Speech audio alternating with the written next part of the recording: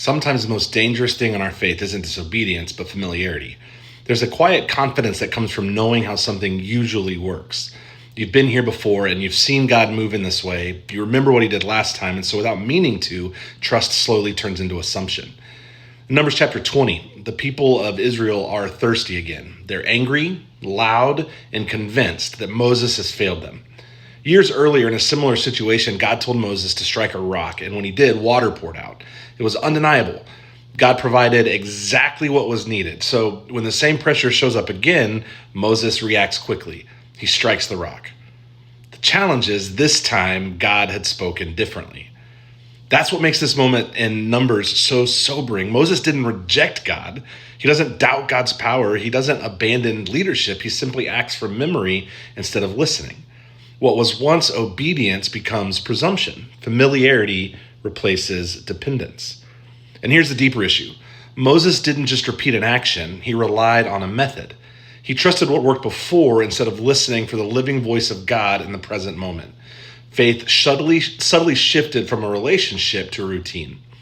We do this a lot more than we realize. We place our confidence in rhythms, practices, and patterns that once grew out of trust and were good, but over time can quietly replace trust.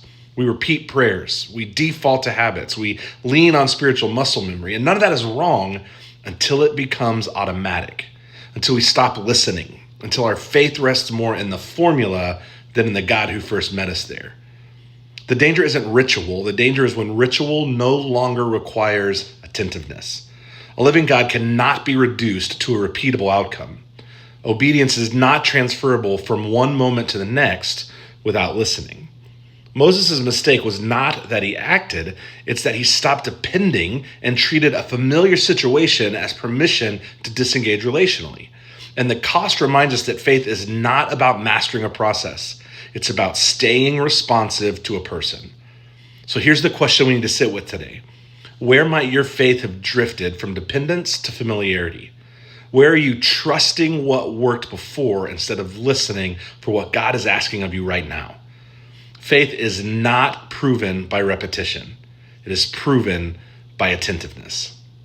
Thanks for spending a few minutes with me before the noise today. And don't forget, your faith rests in a living God, not a formula. And that God loves you more deeply than you could possibly imagine. I'll see you tomorrow.